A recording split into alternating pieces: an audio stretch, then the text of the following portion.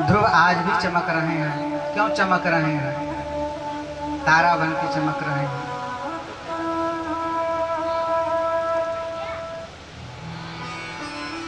जाये उत्तान पादस्य सुनीतिः सुचिस्तयो सुरुचि प्रेयसी प्रत्युर्नेताय सुतो ध्रुवः। हम सब क्या हैं? उत्तान पाद है। जब हम सब माँ के गर्भ में होते हैं तो हमारा पैर ऊपर को होता है। हम सब उत्तान पाद हैं और उत्तान पाद की दो पत्नियां हैं, एक सुनीति, दूसरा सुरुचि। सुनीति कौन है? ऐसे समझिए कि सुनीति हमारी बुद्धि है और सुरुचि हमारा वाह्य मन है। अंतः मन रोकता है कि इस कार्य को ना किया जाए। किसी का गिरा हुआ बटुआ पर्स मिल जाता है तो एक बार अंतः मन कहता है कि मत उठाओ, और उठा भी लेते हैं तो देखते हैं कि किसका है, दे दिया जाए। लेकिन अगर उसमें कहीं 1,50,000 रखा हुआ है तो वाह मन कहता है मत बताओ, रख लीजिए। तो सुरुचि क्या है? सुरुचि सुनीति को हमेशा दबा देती है। तो हमें सुनीति को अपनाना है, सुरुचि को दबाना है। लेकिन हो क्या रहा है? आज उल्टा हो रहा है। ध्रुव जी जाकर के अपने पिता उत्तान पाद के गोद में बैठते हैं। सुरुचि पहुंचती है और उसका हाथ पकड़ के उतार देती है और कहती है, बेटा अगर तुम्हें पिता की गोद में बैठना है तो सबसे पहले तुम तपस्या करो। जब भगवान प्रकट हो जाए तो उनसे कहना कि मुझे सुरुचि के गर्भ से जन्म दो, तब कहीं जाके पिता की गोद में बैठने का अधिकार प्राप्त होगा। आज सुरुचि ने अपने गर्भ को भगवान से बड़ा बता दिया। जहां सुरुचि होती है वहां पे अहंकार आ ही जाता है, और जहां पे सुनीति होती है वहां अहंकार नहीं आता। तितिक्षुआ, हमेशा व्यक्ति को कैसे रहना चाहिए? तितिक्षुआ, मतलब उसके मन में कोई अहंकार ना आए। जब मन में अहंकार आ जाता है तो वहां पे सुरुचि हावी हो जाती है। आज बालक वहां से अपना पैर पटकता हुआ चल दिया। अहो तेज क्षत्रियाणाम मान भंग शास्त्रता। क्षत्रिय का बालक है। सांप के जैसे फुफकारता हुआ माँ के पास पहुंचा। माँ से बताने लगा कि माँ आज सुरुचि मैया ने हमें पिता के गोद से उतार दिया और कह रहे थे कि जा भगवान की तपस्या कर, जब नारायण आ जाए तब उनसे वरदान मांगना कि मेरे उधर से आपका जन्म हो।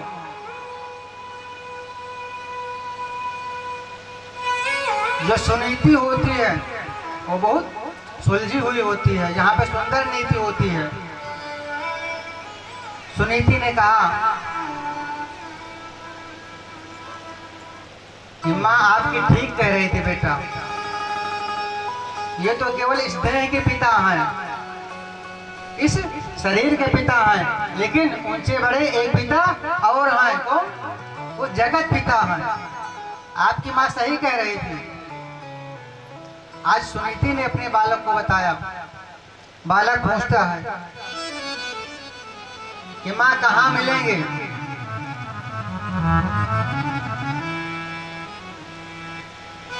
तो भगवान कहाँ मिलेंगे? बिहारी जी का दर्शन कहाँ होगा? कब होगा, कैसे होगा? दर्शन करना चाहेंगे सभी लोग? हरि व्यापक सर्वत्र समाना, प्रेम ते प्रकट होहि मैं जाना। राम सिया राम सिया राम जय जय राम, राम सिया राम जय जय राम। हरि व्यापक सर्वत्र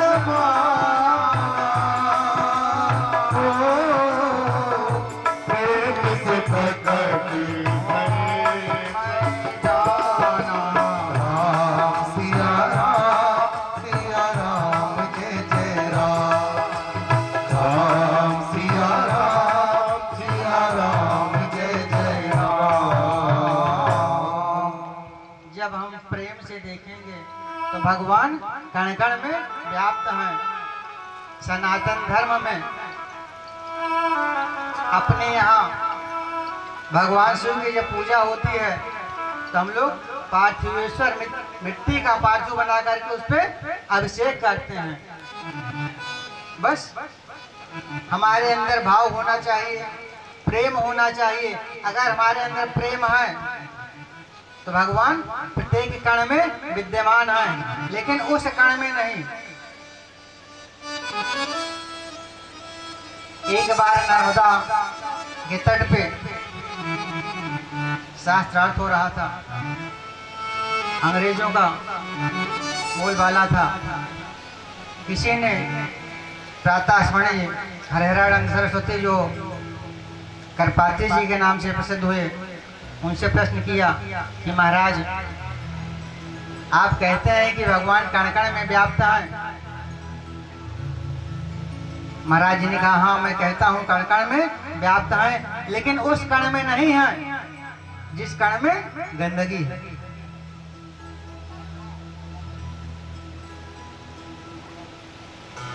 जिसके मन में मद मत्सर क्रोध लोभ, उसके मन में भगवान होते हुए भी अदृश्य हैं, उसका सहयोग नहीं कर रहे हैं, नहीं दिखाई पड़ते हैं। अगर घर में हमारे साफ सफाई है तो वहां भगवान का निवास है। पूजा हम लोग कहाँ करते हैं? जहाँ जमीन स्वच्छ होती है। कह देंगे बाथरूम में बैठ के संध्या कर लो, कोई करेगा? नहीं करेगा। तो उस कण में क्या भगवान है? भगवान कण कण में है, लेकिन जहाँ पे गंदगी है उस कण में नहीं है। यदि आपका हृदय साफ है, अपने यहाँ जो अध्यात्म में बताया जाता है कि थर्ड आइज, भैया आंख मूंद के आप ध्यान लगाओ, समाधि करो, देखिए आपके हृदय में भगवान आपको दिखाई पड़ते हैं। कभी कभी हम लोग समाधि में चले जाते हैं, दुकान पे बैठे हैं, याद आ गया कि आज तो हम वृंदावन गए थे दर्शन करने, माँ के बिहारी की झांकी आपके सामने दिखने लगती है, यही समाधि है। बैठे यहाँ हैं, याद कहीं और की आ रही है। तो जब तक बिहारी जी के शरण में रहे तब तक एक साधे सब सदैव, सब साधे सब जाए, पानी देवे मूल को फूल है फल अधाय। तो जब तक हम कथा पंडाल में हैं, कथा श्रवण कर रहे हैं, तब तक हमारा मन बिहारी जी के चरणों में रहे। मैं नहीं कहता कि मेरे शब्दों को आप श्रवण करें। भागवत जी का एक भी शब्द अगर आप ग्रहण कर लेंगे तो आपका जीवन धन्य हो जाएगा। केवल भागवत जी का एक वाक्य अपना लीजिए अपने जीवन में, 100% मैं गारंटी लेता हूँ कि आपका जीवन परिवर्तन हो जाएगा, बदल जाएगा। जिसका भाग्य बंधा हुआ है, अभी कल कोई मिश्रा जी आए थे,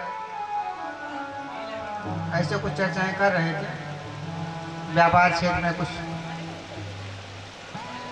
अवरोध आ गया।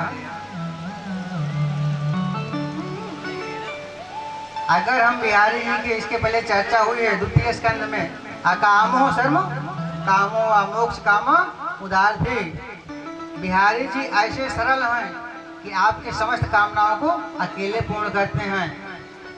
और अगर अलग अलग देवताओं की हम पूजा करते हैं तो अलग अलग कामना से, विशेष कामना से विशेष देवता की अपने यहाँ पूजा करने का विधान बताया गया है। आज जब मैया ने बताया कि कण कण में विद्यमान है, मिलेंगे कहाँ? माता ने कह दिया जंगल में। बालक जंगल की तरफ चल दिया। जैसे ही बालक जंगल की तरफ बढ़ा, नारद जी को लगा कि ये बालक कुछ कर पाएगा कि नहीं कर पाएगा, इसका चलो परीक्षा लेते हैं। बिनु हरि कृपा मिले नहीं संता, बिना हरि की कृपा से संत का भी दर्शन नहीं होता है। आज बिहारी जी की कृपा हुई, नारद जी मार्गदर्शन करने के लिए ध्रुव के पास पहुंच गए। कहते हैं पुत्र कहाँ तुम जा रहे हो जंगल में? यहाँ बड़े बड़े शेर चीते सब भ्रमण कर रहे हैं, तुमको खा जाएंगे। बालक ने कहा प्रभु मुझे कोई भी खा जाए मुझे कोई चिंता नहीं है, लेकिन मैं भगवान से बिना मिले वापस घर जाने वाला नहीं हूँ। नारद जी ने बहुत समझाया, बेटा तुम्हारे जैसे ढेर सारे ऋषि कब से जंगलों में बैठे हुए हैं, कंदराओं में बैठे हैं, लेकिन उनको दर्शन नहीं हो रहा है, तुमको कैसे हो जाएगा? इसलिए कहा गया है कि गुरु करे जान के और पानी पिए छान के। आज आरओ का जमाना आ गया है, पानी तो हम लोग छान के पी रहे हैं, लेकिन गुरु के कृत्य को नहीं देख रहे हैं कि गुरु क्या कर रहे हैं। दीक्षा लेना आसान है, सरल है, जिससे भी आप कह दोगे वो तुरंत आपको दीक्षा देने के लिए तैयार है।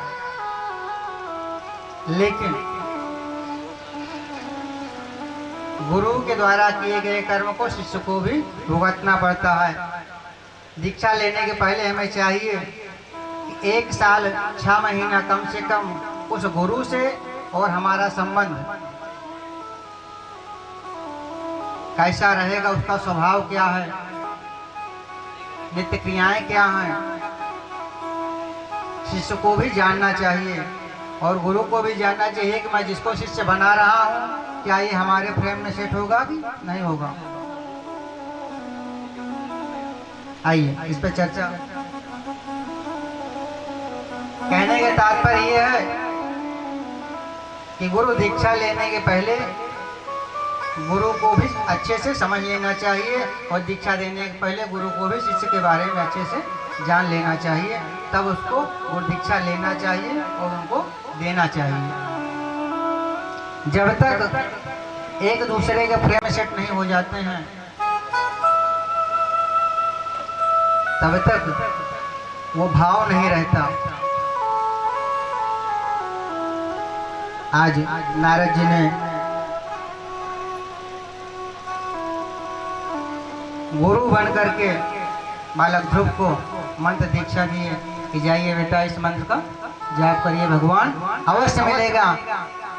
क्यों? क्योंकि ध्रुव जी ने कहा था कि प्रभु आप जितना आप समझा रहे हो ये मेरे अंदर नहीं जा रहा है। जिस प्रकार से चलनी में पानी भरने का प्रयास, नारद जी प्रसन्न हो गए। आज तो कंडीशन ये है, जरा सी बात पे हुई खटपट तो कहें चलो बाबा के मठ पर। घर में जरा सा भी खटपट हुआ झोला उठाए चलो बाबा के मठ पर। कल्याण होने वाला नहीं है।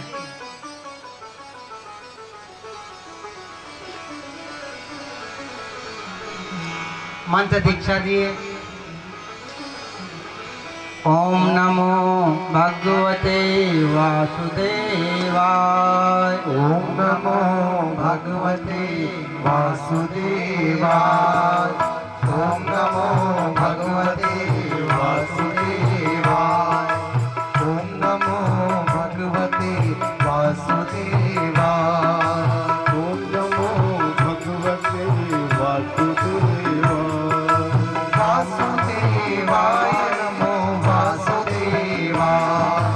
वासुदेवाय नमो वासुदेवाय। ओम नमो भगवते वासुदेवाय। ओम नमो भगवते वासुदेवाय। ओम नमो भगवते वासुदेवाय। यद्यपि यह मंत्र नाम संकीर्तन का नहीं है। नाम संकीर्तन के लिए हरे राम हरे कृष्ण कृष्ण कृष्ण हरे हरे। लेकिन नारद जी दीक्षा दे रहे हैं। आज ध्रुव जी गुरु की आज्ञा स्वीकार करके चल पड़े। यमुना में स्नान किए, मधुबन में जाके बैठ गए, नियम ले लिया। फिर रात्रांते कपित्थवदरासनम 3 दिन में 1 दिन फलाहार करना। उसके बाद जैसे ही 1 सप्ताह बीता, 1 माह बीता, द्वितीय माह में फिर ले लिए संकल्प। द्वितीयम च मासम षष्ठी, खर्चे को दिने दिने 6 दिन में 1 बार भोजन करना है। और कौन सा भोजन? तृणादि, पत्ते और घास खा के अपना। उसके बाद जैसे ही 1 महीना बीता, फिर वो 9 दिन में 1 बार अभक्ष केवल यमुना जी का जल पी करके रहने लगे। चतुर्थ मास हुए द्वादशे, द्वादशाहे हनी 12वें दिन, चौथे मास में 12वें दिन केवल वायु पी करके रहने लगे। अब जब वायु पी के रहने लगे, 12 दिन में धीरे धीरे तपस्या को अपने बढ़ाया। हम सब क्या करते हैं कि नवरात्र आ गया, संकल्प ले लिए कि अब 9 दिन तक हम निराहार रहेंगे। 1 दिन का एकादशी तो कोई रह नहीं पाता, और अचानक 9 दिन का संकल्प ले लिए। बीच में बीमार पड़ गए, बोले मैया हमारे ऊपर नाराज हो गए। तो किसी कार्य को करने के लिए पहले से हमको अपने शरीर को ऐसी सांस चढ़ाई, उनका प्रकाश, उनका तप स्वर्ग लोक तक जाने लगा। इंद्र कांप गए कि कहां से प्रकाश आ रहा है। दौड़े दौड़े ब्रह्मा जी के पास पहुंचे, बोले पितामह, क्योंकि गद्दी सबको प्रिय है। इंद्र हमेशा सशंकित रहता था कि कहीं कोई सत्कर्तु न हो जाए। अगर हम 100 यज्ञ कर लें तो इंद्र के पद पे बैठ सकते हैं। कहने का मतलब आज जिसके पास बहुमत है वो कुर्सी पे बैठ सकता है। उसी प्रकार से 100 यज्ञ कर लेने पे वो इंद्र के आसन पे बैठ सकता है। इस समय के इंद्र पुरंदर हैं। इंद्र पुरंदर हैं। आचार्य जी बोलते होंगे हमारे सची पुरंदराभ्याम नमः। उनकी पत्नी सची।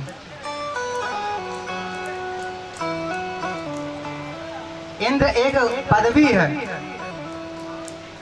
इंद्र बदलते रहते हैं।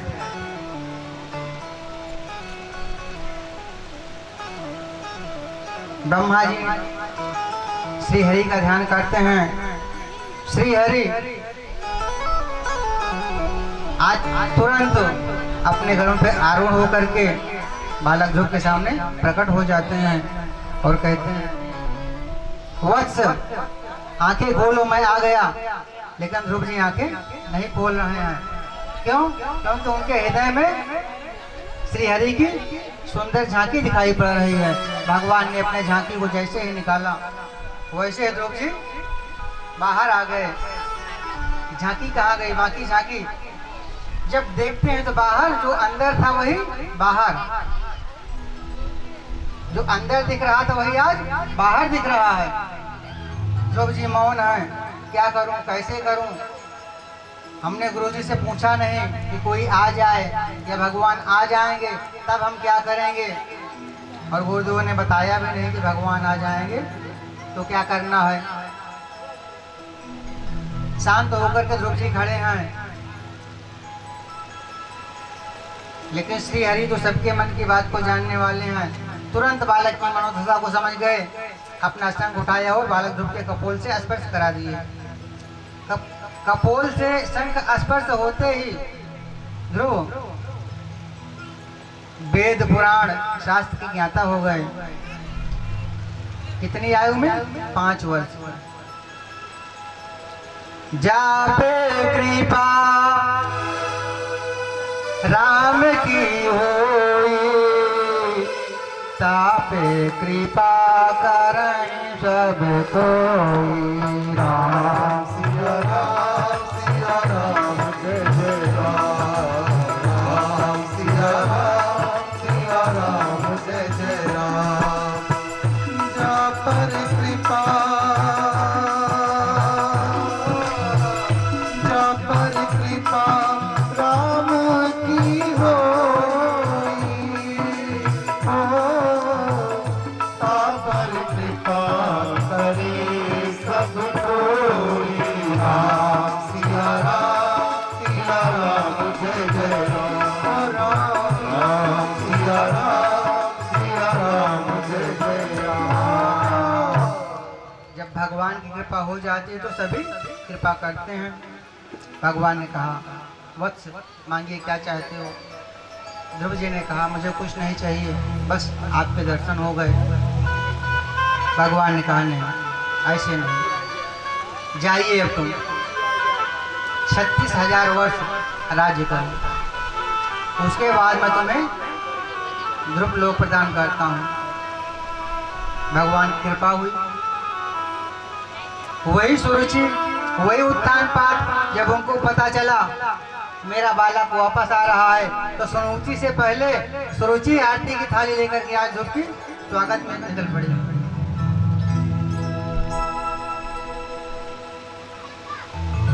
स्वयं उनके पिताजी ले जा करके राज्य आसीन किए, बैठाए और कहा, पुत्र बाद मैं तप करने के लिए आगे निकल रहा हूँ, जंगल जा रहा हूँ। ध्रुव जी राजा हुए।